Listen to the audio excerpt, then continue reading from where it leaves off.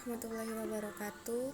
Baik, di sini saya akan coba menjelaskan mengenai sejarah singkat PT HM Semporna Tbk.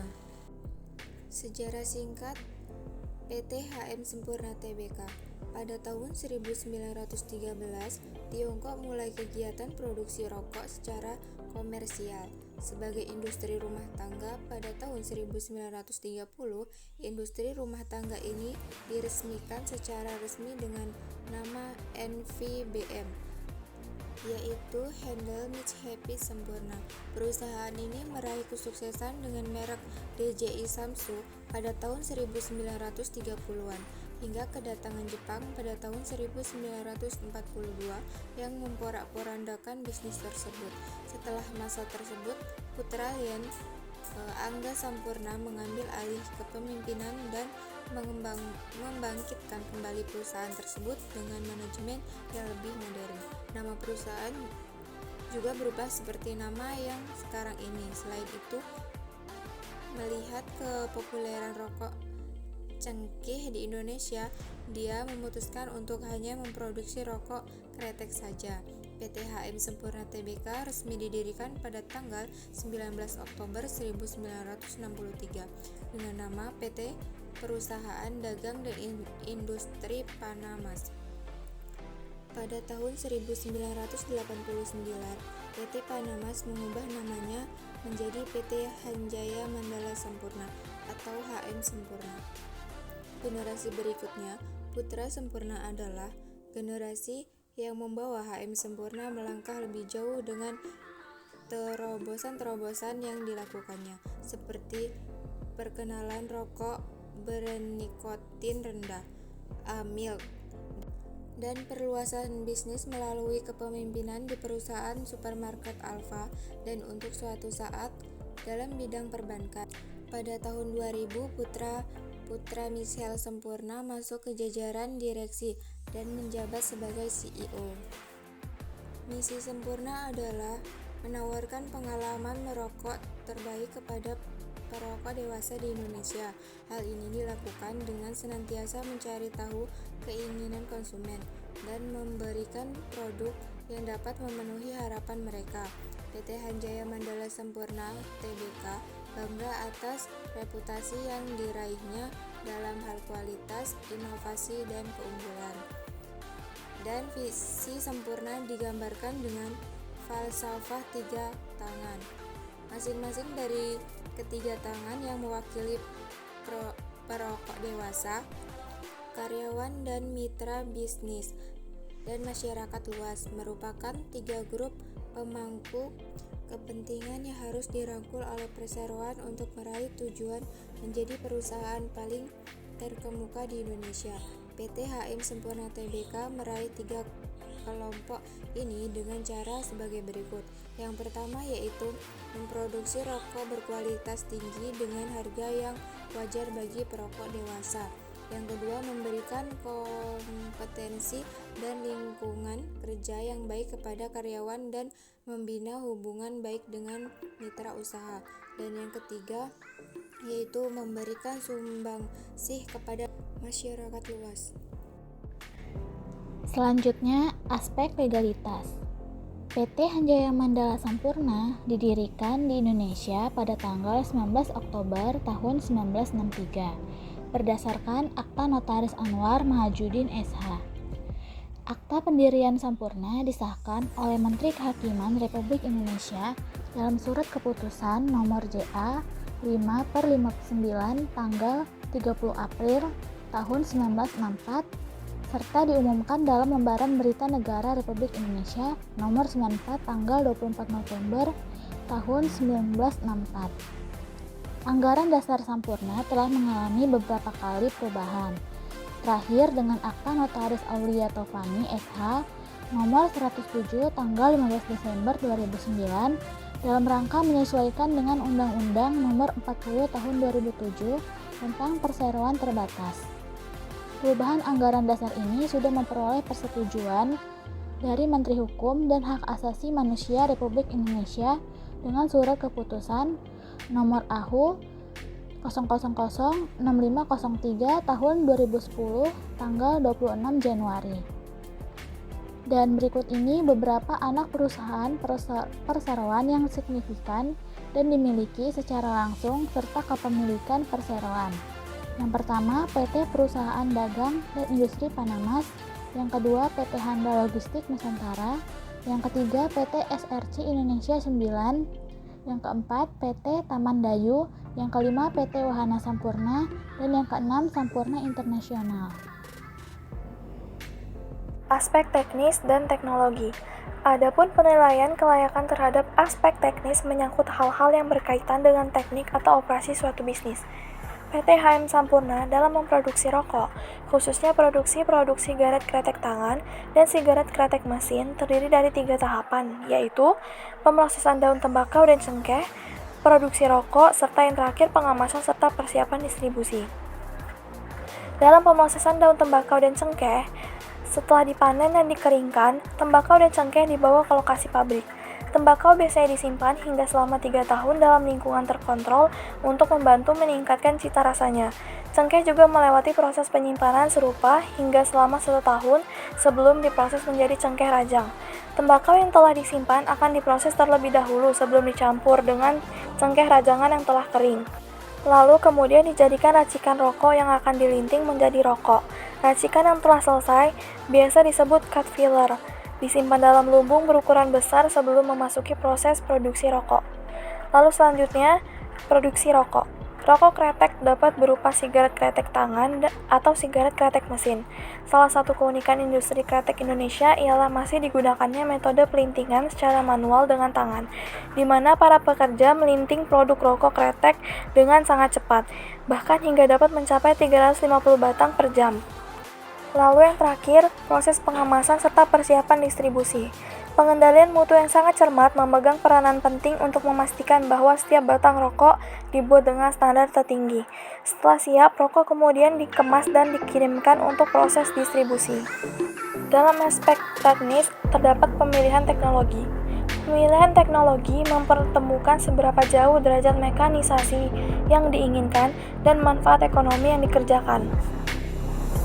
Dalam PT HM Sampurna, pembangunan fondasi sistem TI di HMS dimulai tahun 1992, sedangkan peralihan dari pola lokal area network atau LAN ke Wide Area Network atau WAN dilakukan pada 1995. Setelah itu, aplikasi bisnis korporat menjadi fokus perhatian berikutnya. Setelah melalui proses screening, manajemen memutuskan untuk menggunakan aplikasi ERP dari Oracle yang saat ini masih dipakai. Penggunaan ERP dari Oracle mencakup hampir semua proses bisnis penting, mulai dari akuntansi dan keuangan, manufaktur, hingga pengadaan barang dan manajemen barang jadi. ERP Oracle juga digunakan di anak usaha HMS, yakni PT Panamas, merupakan perusahaan penjualan dan distribusi HMS, dan PT Handa Logistik Nusantara, yang merupakan perusahaan logistik dan pergudangan. Unit-unit bisnis dalam naungan Sampurna juga menggunakan aplikasi yang dikembangkan sendiri untuk melengkapi solusi ERP. Bukti sudah modernnya sistem TI di HMS juga terlihat pada sistem rantai pasokan atau supply chain management. Puluhan ribu petani tembakau HMS semuanya sudah dikelola dengan bantuan TI, yakni sistem berbasis barcode, di mana barcode itu tercatat nama petani, luas petaknya, jenis tembakau dan varietasnya, dan sebagainya. Jadi ketika panen, tembakau yang dibungkus sudah bisa dikirim dengan barcode. Dengan begitu, di tempat penampungan, yakni di Lombok dan Madura, hasil panen tadi sudah bisa langsung dipindai atau di-scan, sehingga tidak perlu ada petugas yang mencatat lagi. Sistem barcoding telah diterapkan pula dalam kegiatan pembelian material dan proses di gudang. Sistem barcoding digunakan karena grade daun tembakau yang dihasilkan para petani berbeda-beda. PT HM Sampurna berencana untuk membangun TI dalam jangka panjang, serta mengalokasikan dana sebesar 5 juta US dollar setiap tahun. Pembangunannya pun bukan hanya dilakukan oleh tim TI internal dan regional, tetapi dibantu oleh banyak vendor, baik dari luar negeri maupun lokal, seperti IBM, Sigma, dan Mitrise. Pengembangan TI dimaksudkan supaya proses bisnis lebih efektif, akurat, dan cepat. Aspek pasar dan pemasaran. Yang pertama yaitu analisis SWOT PT HM Sampurna Tbk. Di sini Yang pertama ada strength, yaitu kualitas bahan baku. Kualitas bahan baku rokok Sampurna sudah terpercaya. Kualitas bahan baku menjadi andalan Sampurna untuk bersaing dengan 4 perusahaan rokok besar Indonesia lainnya, yaitu Gudang Garam, Jarum, Bantul Prima, dan Wismelak. Yang kedua, di sini menguasai pangsa pasar. Produk-produk rokok Sampurna secara keseluruhan menguasai pangsa pasar rokok Indonesia. Nah, yang ketiga, kredibilitas perusahaan. Perusahaan yang telah berdiri hampir mencapai 100 tahun pastinya memiliki kredibilitas perusahaan yang baik. Kredibilitas Sampurna tidak dibangun dalam semalam, tapi melalui jalan yang panjang dan berbagai prestasi yang telah ditorehkan. Nah, yang keempat di sini budaya perusahaan. Budaya perusahaan dalam tubuh Sampurna sudah menjadi spirit the corps Sampurna. Dalam kegiatan sehari-hari, budaya perusahaan tersebut menjiwai seluruh aktivitas karyawan sehingga kinerja karyawan menjadi lebih efektif dan efisien. Yang kelima, nilai kapital yang besar. Setelah Philip Morris menjadi pemilik dominan saham perusahaan, Sampurna memiliki kapital yang cukup besar dan jaminan tersedianya modal di bawah naungan perusahaan rokok raksasa dunia. Yang kedua di sini weakness atau kelemahan terdapat dua, yaitu harga yang cukup mahal dan lambatnya pertumbuhan rokok evolution. Yang ketiga di sini opportunity. Yang pertama, masuknya Philip Morris sebagai mitra bisnis. Masuknya Philip Morris yang notabene-nya termasuk perusahaan rokok besar dunia memudahkan Sampurna untuk mengekspansi bisnis ke internasional melalui bantuan perusahaan Philip Morris. Yang kedua, banyaknya spot yang terdapat pada event untuk mempromosikan produk baru. Yang ketiga, kemungkinan produk baru. Besarnya modal yang dimiliki Sampurna dan kerjasama Philip Morris memungkinkan Sampurna untuk mengembangkan produk baru apabila ada pasar yang cocok. Yang keempat, beralihnya customer rokok kompetitor ke rokok LTN Sampurna. Nah, yang keempat di sini threats. Kompetitor dari rokok jenis mil. Dilihat dari tren positif dari rokok mil, banyak produsen rokok mulai merambah pasar rokok mil. Untuk saat ini, produsen besar sudah memproduksi rokok mil. Nah, yang kedua, bertambahnya kompetitor rokok jenis mil, paksa pasar rokok mil yang menjanjikan di masa depan, memungkinkan munculnya pendatang baru dalam pesaing industri rokok mil. Yang ketiga di sini tingginya pajak rokok, dan keempat berkurangnya event yang disponsori perusahaan rokok. Nah, strategi yang digunakan oleh PT Sampurna. Yang pertama, market driven strategi. PT Sampurna untuk mengawali menjadikan market sebagai orientasi. Untuk membuat strategi harus diyakini bahwa customer merupakan raja. Sudah sepatutnya raja harus dipenuhi kebutuhan dan keinginannya. Nah, yang kedua di sini blue ocean strategi. Nah, TBK mengambil langkah berani untuk membuat sebuah kategori baru, yakni SKM Milk. Sejak awal Amil memang sudah dirancang untuk menjadi produk yang tidak ada duanya di pasar domestik saat ini. Yang ketiga di sini memberi customer value pada produknya, meningkatkan penjualan Amil kemasan 12 batang yang cukup rendah dibandingkan Amil kemasan 16 batang. Nah, yang keempat di sini diversifikasi produk. Diversifikasi produk adalah strategi penempatan dana investasi kita ke instrumen yang berbeda-beda. Alasan mengapa PT HM Sampurna Tbk melakukan diversifikasi. Diversifikasi produk adalah upaya yang dilakukan perusahaan untuk memasarkan beberapa produk yang sejenis dengan produk yang sudah dipasarkan sebelumnya. Nah, selanjutnya itu marketing mix. Yang pertama, produk PT HM Sampurna Tbk ini. Yang pertama ada G Samsu, yang kedua Sampurna Kretek, yang ketiga Sampurna A, yang keempat Sampurna U, yang kelima Philip Morris, dan yang keenam Marlboro. Yang kedua di sini price atau harga, sejumlah uang yang harus dibayar oleh konsumen untuk mendapatkan rokok yang diproduksi oleh Sampurna berkisar dari 73.000 per slot dan bisa juga 3.650 per bungkus. Yang ketiga di sini segmentasi pasar.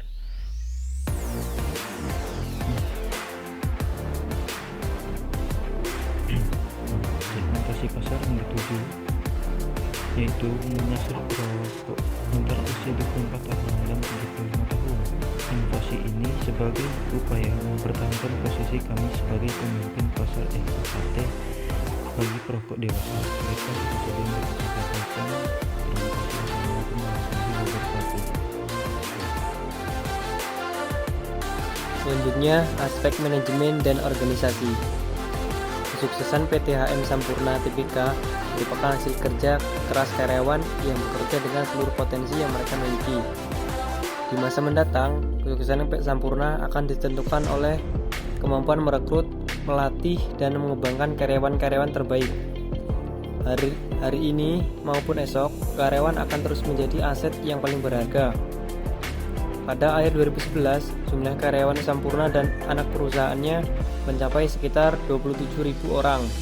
Selain itu, perseroan juga bekerja sama dengan 38 unit mitra produksi sigaret atau MPS yang berada di berbagai lokasi di Pulau Jawa dalam memproduksi sigaret kretek tangan.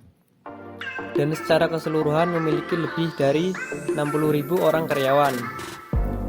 Untuk memastikan keberhasilan karyawan, Sampurna berkomitmen untuk merencanakan dan mengembangkan karir mereka, memberikan mereka sarana dan pelatihan yang memadai untuk melaksanakan tugas mereka semaksimal mungkin. Sampurna juga berkomitmen untuk memberikan lingkungan kerja yang adil dan aman bagi seluruh karyawannya. Mengingat pentingnya peran seluruh karyawan dalam menentukan keberhasilan perusahaan, anggota manajemen Sampurna meluangkan waktu secara berkala untuk bertemu dan berbicara dengan para karyawan di seluruh tingkatan untuk memberikan mereka informasi mengenai perkembangan penting serta untuk memastikan bahwa suara mereka didengar dalam membuat setiap keputusan bisnis penting. Kami berniat untuk menjadi perusahaan yang diminati oleh para pencari kerja, sehingga Sampurna dapat tumbuh bersama para profesional terbaik di negeri ini. Oleh sebab itu, Sampurna berusaha untuk merekrut orang-orang yang terbaik dalam bidangnya, tanpa memandang ras, warna kulit, agama, dan jenis kelamin, usia, orientasi, kecacatan, status kewarganegaraan, status pernikahan, atau status lain yang dilindungi secara hukum.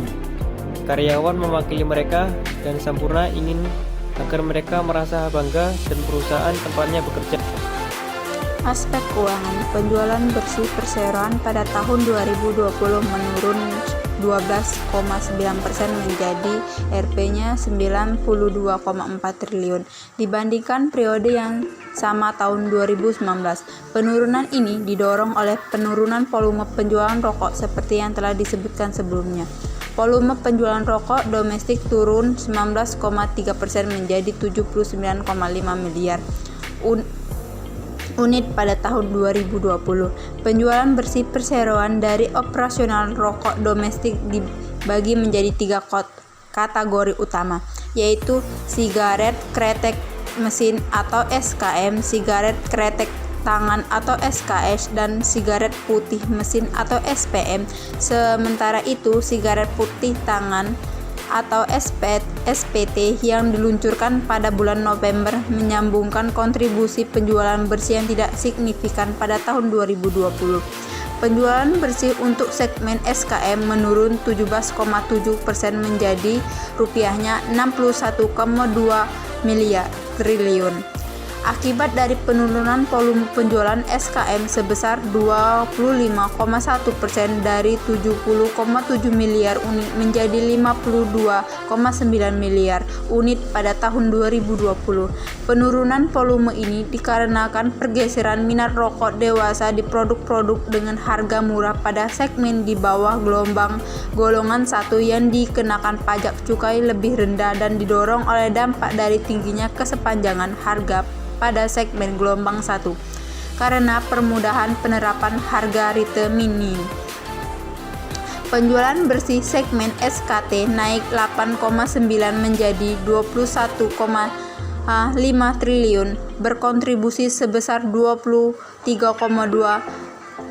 dari total penjualan bersih pada tahun 2020. Peningkatan ini sering seiring dengan volume penjualan SKT yang tumbuh sebesar 8,4% dari 18,4 miliar unit menjadi 20,0 miliar unit pada tahun 2020 karena minat konsumen terhadap rokok dengan kadar tertinggi. Pertumbuhan pada volume SKT didorong oleh kinerja positif dari Singapore Kretek yang menawarkan harga bersaing dan kinerja stabil dari Dim Sum Swee yang berada di segmen premium jika dibandingkan dengan tahun 2019.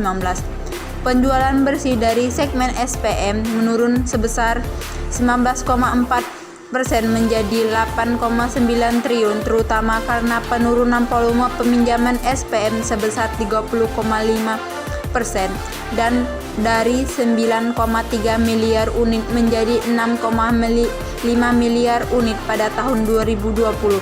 Hal ini mencerminkan daya beli konsumen dengan kesenjangan harga di pasar.